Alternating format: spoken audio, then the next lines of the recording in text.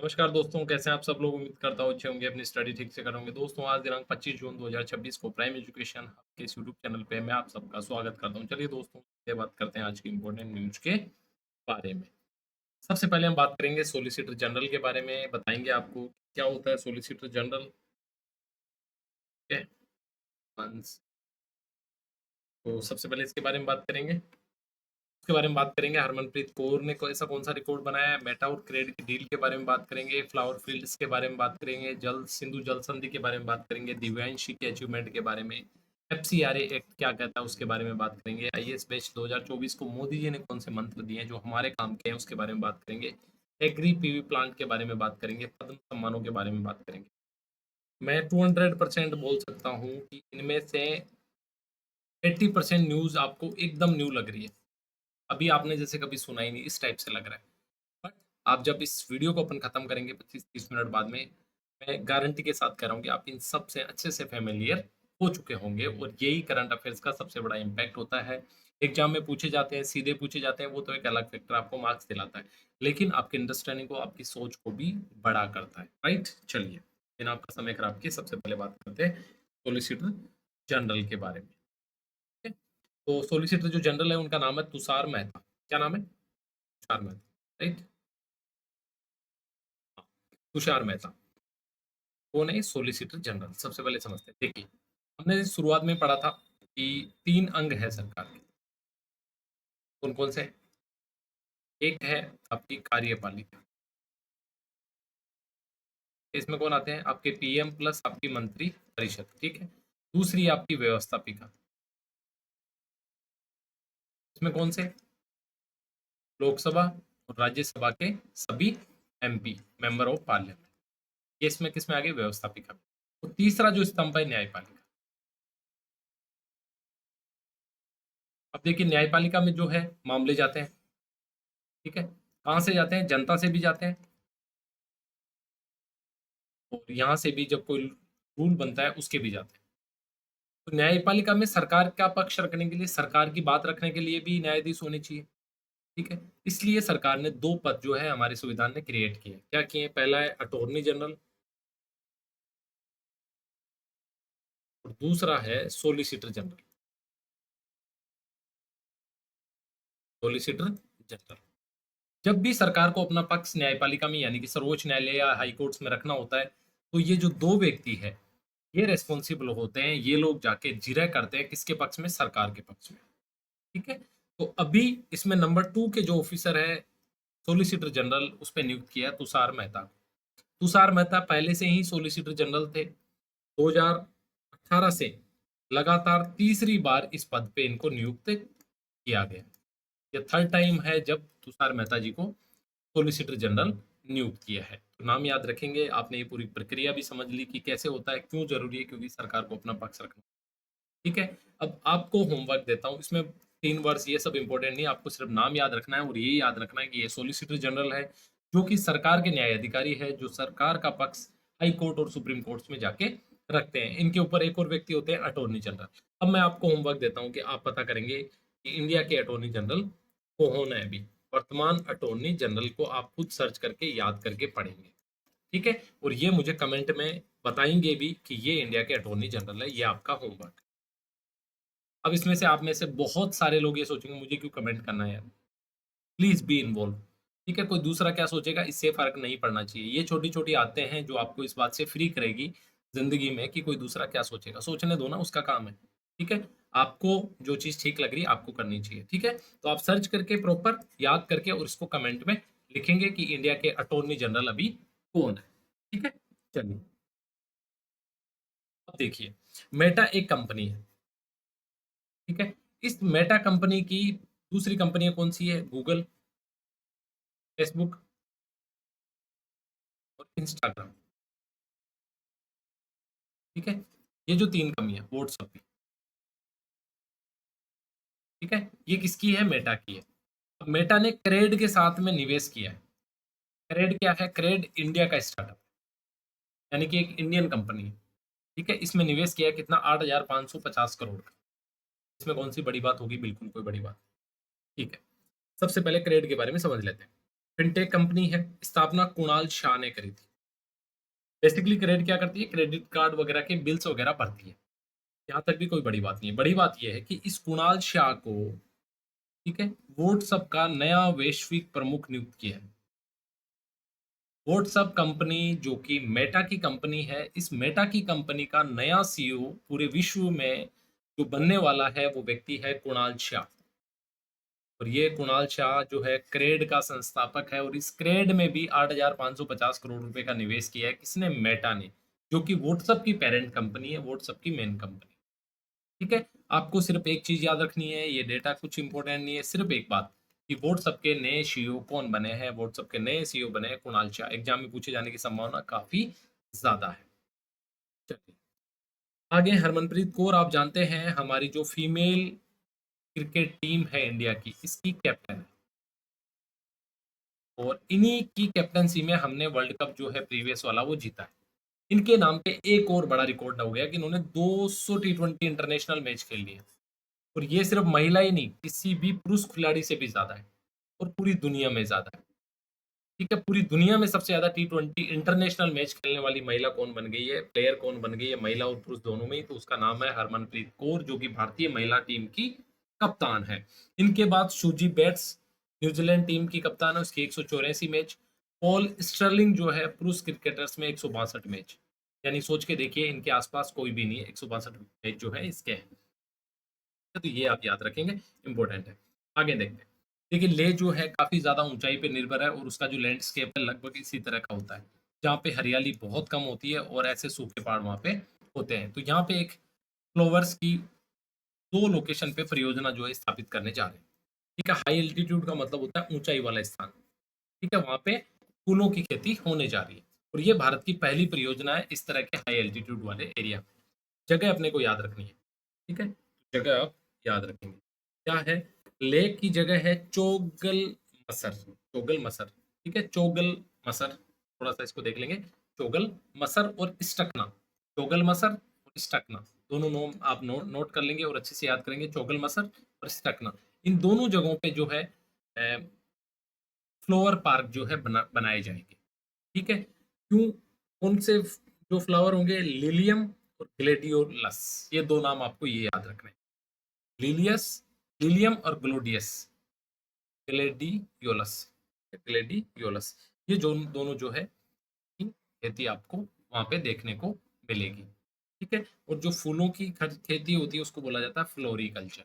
ये भी आप याद रखेंगे, कहीं हो सकता है छोटे एग्जाम में आपसे सीधा पूछ लिया जाए। 4 चीजें आपको याद रखनी है।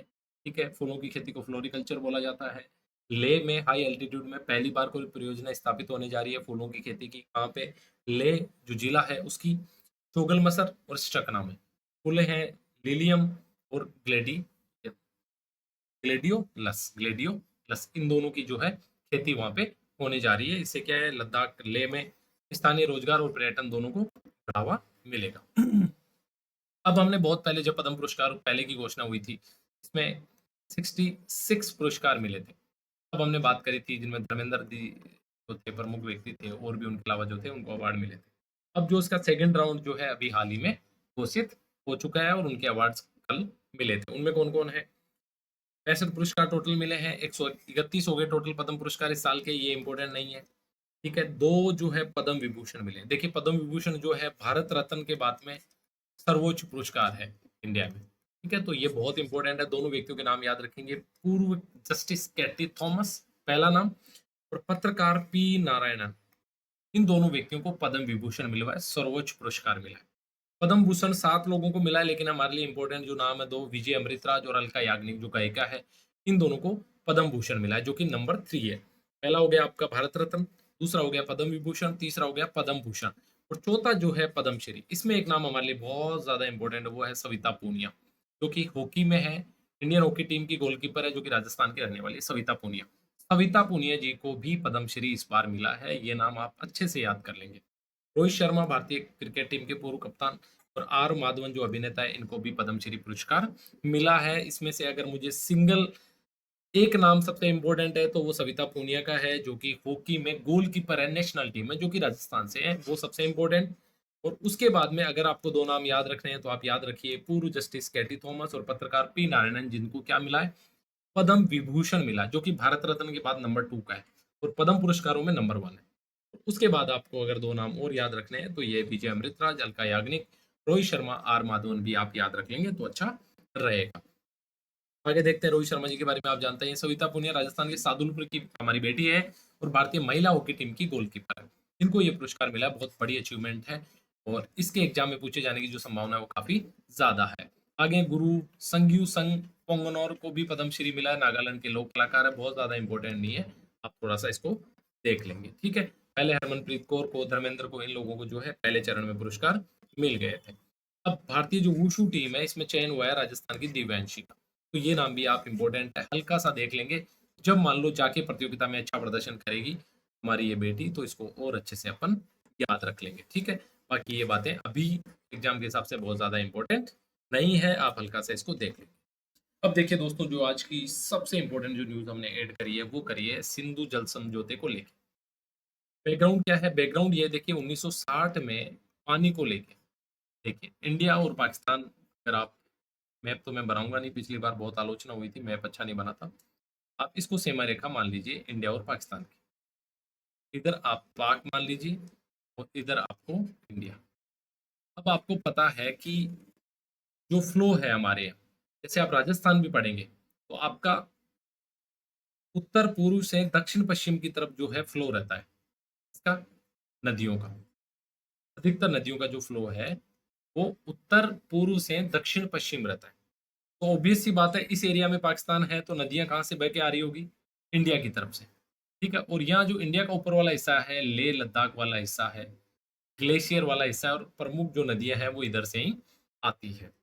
तो भारत और पाकिस्तान के बीच बंटवारा हो गया, बंटवारा हो गया तो पानी जो पाकिस्तान में आ रहा था बेसिकली वो इंडिया से आ रहा था, नदियों के माध्यम से आ रहा था। तो बंटवारे को लेके समझौता जो है नदियों के पानी का होने की अपेक्षा रखी गई और 1960 में भारत के प्रधानमंत्री और पाकिस्तान के राष्ट्रपति ने मिलकर समझौता कर लिया, जो कि बहुत ही उदार समझौता था। इसको आगे अपन पढ़ेंगे इसमें क्या हुआ था। जस्ट अभी ब्रीफ में अपन बैकग्राउंड समझ रहे हैं।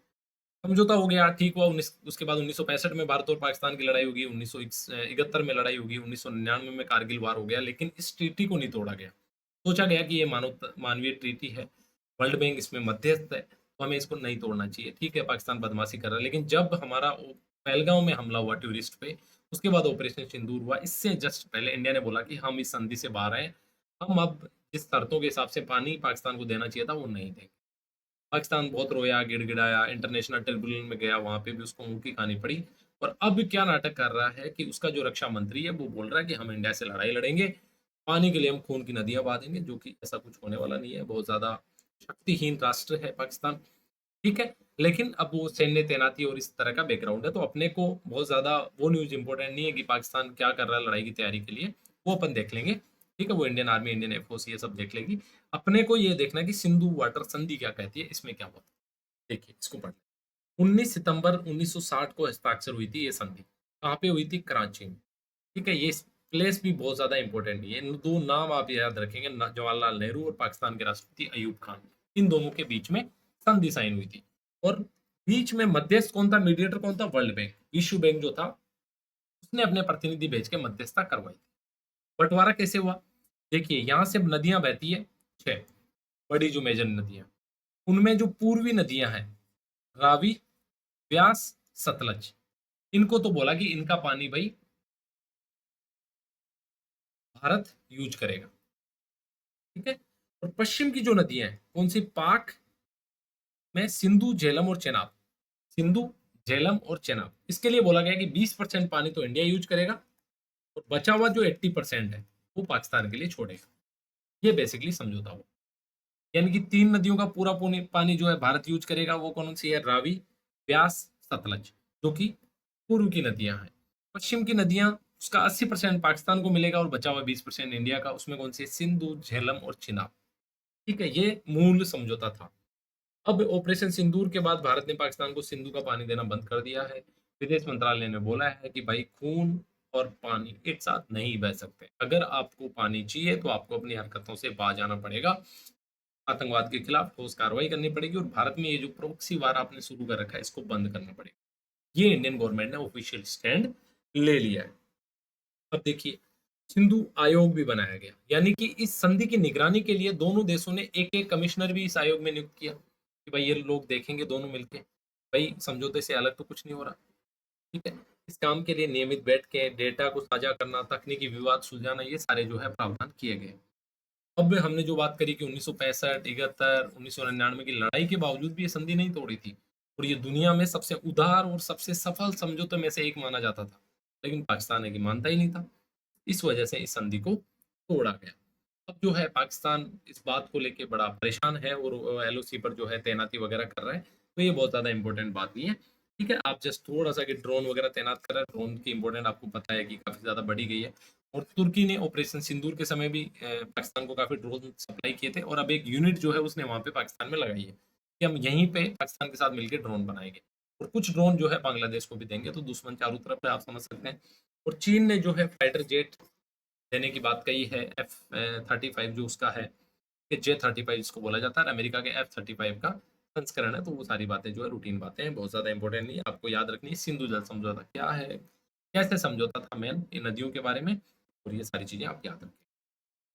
अब देखिए, 2024 बैच के जो आईएएस ऑफिसर्स हैं, उनसे मोदी जी ने बात करी, ठीक है? यहाँ फोटो योगी जी की है, लेकिन आप मोदी जी ही इनको समझिए, ठीक है? और आप इसको यूँ भी ले सकते हैं कि ये एक राज्य के सीएम हैं और ये भी यही अपेक्षा रखते हैं अपने स्टेट के आरएएस अधिकारियों से, ठीक है? कुछ इंपॉर्टेंट बातें मोदी जी ने इस प्रोग्राम में बोली है। क्या बोला है? सबसे पहले तो कि भई आप जो अधिकारी हो ना, आपको नागरिक देवो भव की भावना उनके प्रति रखनी है। यानी कि नागरिकों को देवताओं के समान मानना है, आपको अपना गुलाम नहीं समझना है।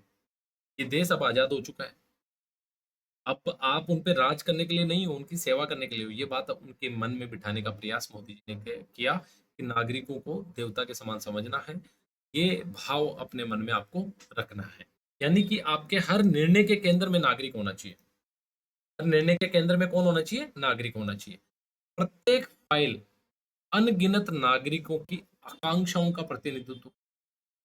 आप किसी फाइल पे डिले कर रहे हैं तो ये सोच के रखिए कि इस फाइल की वजह से हजारों लाखों लोगों का जीवन बदलने वाला है। तो आप अगर डिले अनवांटेड कर रहे हैं, अनडिजायर्ड अगर कोई डिले कर रहे हैं तो ये बहुत बड़ा उनका नुकसान कर रहे हैं। क्योंकि इस फाइल से हजारों लोगों का जीवन सीधे तौर पे जुड़ा हुआ है। तो एज ए ब्यूरोक्रेट आपको ये समझना पड़ेगा कि आप जनता के सेवक हैं। आपको जनता को देवताओं के समान मानना है, ये लिटरल मीनिंग वैसा नहीं है, लेकिन आपको अब सेवक के रूप में अपने आप को प्रस्तुत करना है। अपना विचार उसी तरह से आपको उनके प्रति अपने भाव उसी प्रकार से रखने पड़ेंगे। अहंकार आपको अपने पद का, अपनी चीज का नहीं रखना है। दूसरी बात बोलिए कि आपके हर निर्णय के केंद्र में नागरिक होना चाहिए, क्योंकि प्रत्येक फाइल में अनगिनत नागरिकों की जो आकांक्षाएं हैं उनका प्रतिनिधित्व करती है। तो हर फाइल को उसी तरीके से आपको अप्रूव करना है, नोटिंग करनी है। उस काम को उतनी ही शिद्दत से आपको क्या करना है, करना है। दूसरा उन्होंने बोला कि भाई विकसित भारत जो 2047 हम बनाने जा रहे हैं, उसके आप अहम पिलर है। क्योंकि ब्यूरोक्रेसी आपको पता नौकरशाही एक महत्वपूर्ण कड़ी है, तो आपसे काफ़ी कुछ उम्मीदें, काफ़ी कुछ आकांक्षाएँ जो 2047 का विकसित भारत है इसकी जुड़ी हुई है। आपका नेतृत्व ही देश को दिशा प्रदान करेगा। साथ ही उन्होंने बोला टेक्नोलॉजी, प्रौद्योगिकी, एआई और डेटा आधारित शासन की भूमिका महत्वपूर्ण होती जा रही है। तो आप जब भी गवर्नेंस में जाएँ, तो आप प्रौद्योगिकी को, एआई को, डेटा आधारित शासन को महत्वपूर्ण मान के चलें। साथ ही उन्होंने बोला कि भई इस बैच में 184 में से 40% महिलाएँ हैं, यानी कि गर्ल्स है जिन्होंने आईएएस क्रैक किया है, तो ये महिला सशक्तिकरण का भी एक उत्कृष्ट उदाहरण है, ये तमाम बातें। ये आर्टिकल आपको पढ़ाने का मेन मकसद यही है कि आप इस बात को समझें कि राष्ट्र की आपसे अपेक्षा क्या है एज़ ए ब्यूरोक्रेट। सबसे पहली बात, आप राजा नहीं है, आपको नौकर सेवक बन के रहना है जनता का। आपके हर निर्णय के केंद्र में नागरिक होने चाहिए। आपको ये समझना पड़ेगा आपके सामने जो फाइल है ये लाखों लोगों का जीवन बदलने की क्षमता रखती है। लाखों लोगों की आकांक्षाओं का प्रतिनिधित्व करती है। 2047 के विकसित भारत के केंद्र में आप है। आप जो आने वाला समय है प्रौद्योगिकी, एआई और डेटा आधारित शासन का समय है, ये आपको ध्यान रखना है, यानी कि तकनीक से दूर नहीं रहना है।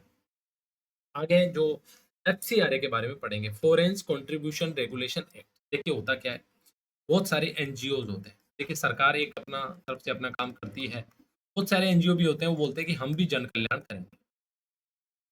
अच्छी बात है, आप जन कल्याण करेंगे, इससे देश का फ़ायदा होगा, देश की जनता का फ़ायदा होगा, जो बिल्कुल दबे कुचले पिछड़े लोग हैं, उनका फ़ायदा होगा।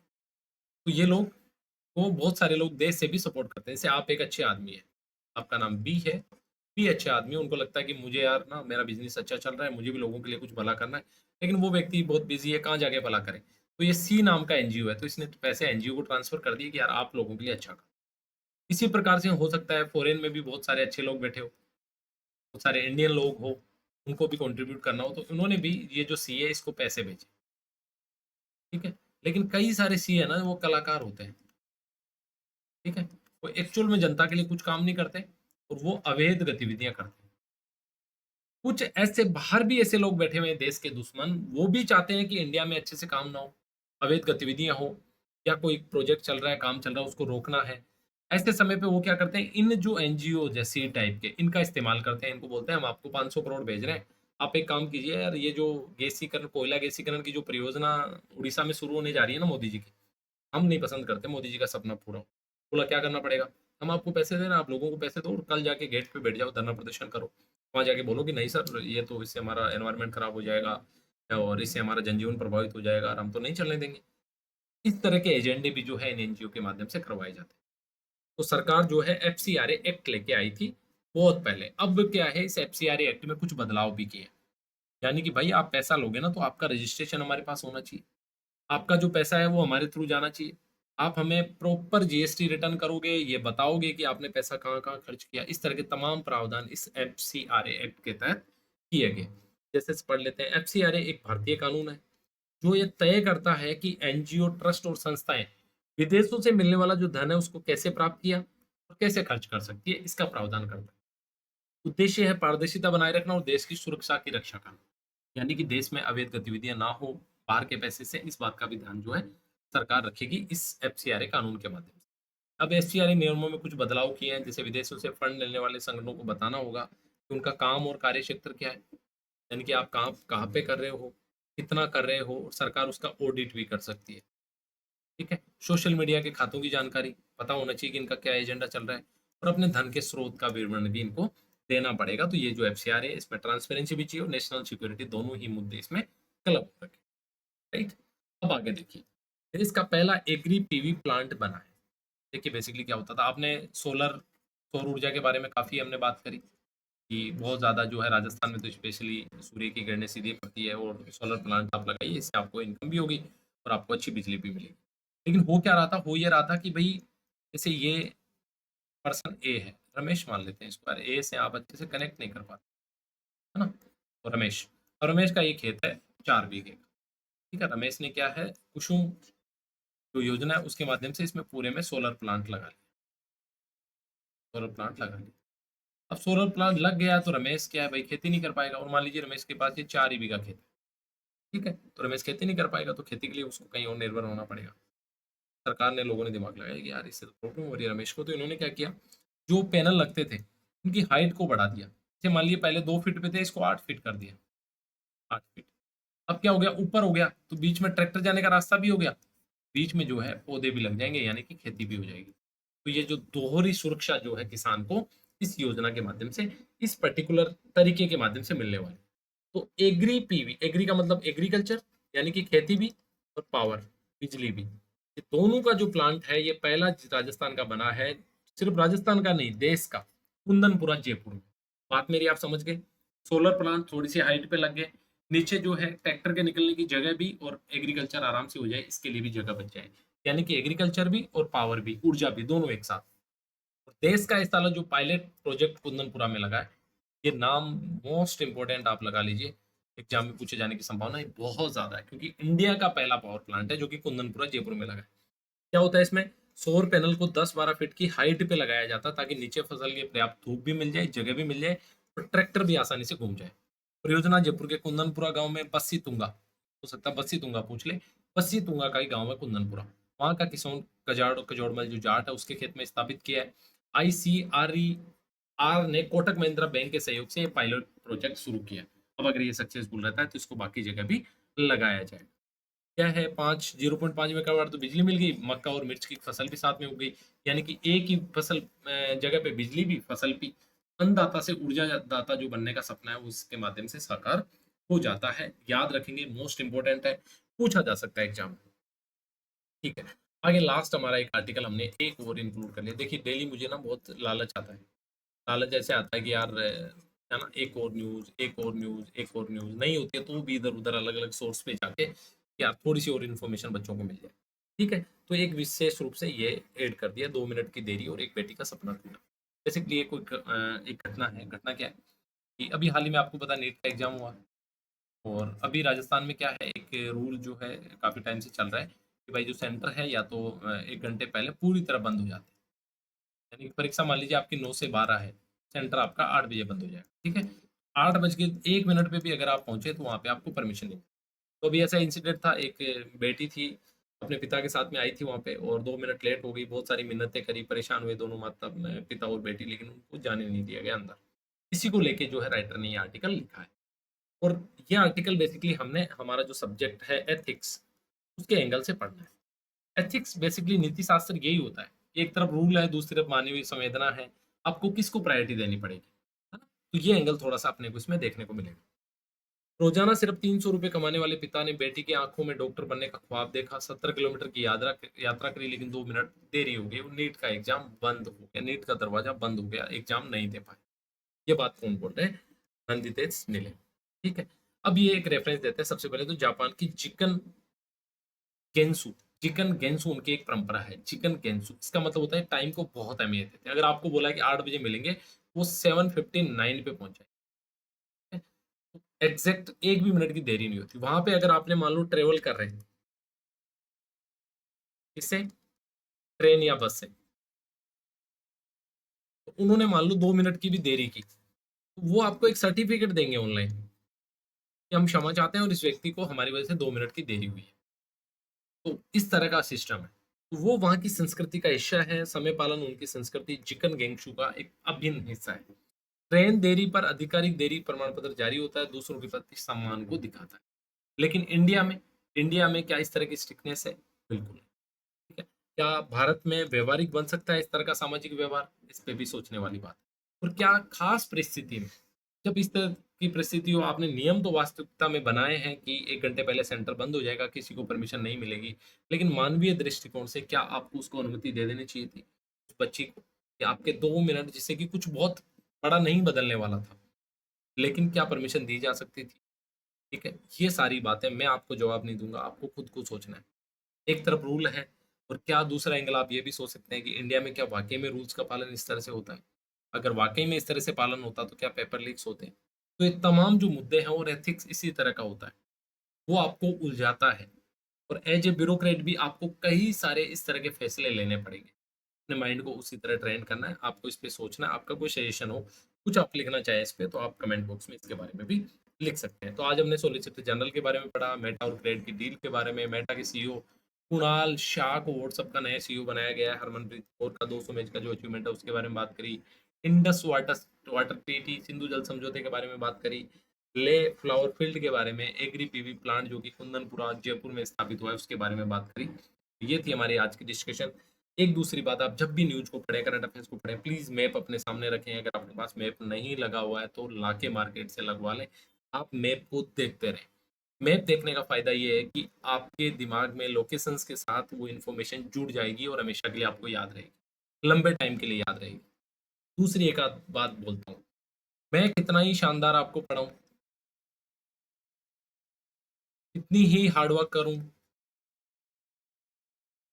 सेकंड आप भी बहुत सिंसियरिटी से पढ़ रहे हैं, हार्ड वर्क कर रहे हैं, वन टाइम की वीडियो को अच्छे से देखा, नोट्स भी बना लिए, मेरा यकीन मानिए आपको इसका बिल्कुल फायदा नहीं मिलेगा तब तक जब तक कि आप रिवाइज नहीं करेंगे। Please revise and develop the habit of revision. Habit of revision, this is the key of success. यही सफलता की कुंजी है। ठीक है, तो ये बात अपने दिमाग में रखें, और पुराना जितना भी पढ़ रहे हैं उसको लगातार रिवाइज करते जाएं, 1 time, 2 time, 3 time, 4 time, 5 time. नुकसान नहीं होगा, आपको फायदा ही होगा। ठीक है, तो सिंधु, जैसे हमने पाकिस्तान सीमा की बात करी, तो आपको पाकिस्तान सीमा देखनी है, सिंधु नदी कहाँ से निकलती है ये आपको देखना है। सादुलपुर जो स्थान है, राजस्थान में किस जगह ये देखना है, जयपुर का कुंदनपुरा प्लांट जयपुर में किस जगह लगा है, ठीक है, नई दिल्ली का पद्म पुरस्कार नई दिल्ली कहाँ है, लेह लद्दाख कहाँ है। तो ये तमाम जो है इस तरह से आपको मैपिंग के साथ स्टडी करनी होगी। तो ये थी हमारी आज की डिस्कशन। उम्मीद करता हूँ डिस्कशन आपके लिए फायदेमंद रही हो। फायदेमंद होने से ज़्यादा इंपॉर्टेंट क्या है, आपको डिस्कशन याद होनी चाहिए, आपको अच्छे से समझ आनी चाहिए। चलिए अपना ख्याल रखिए। जय हिंद।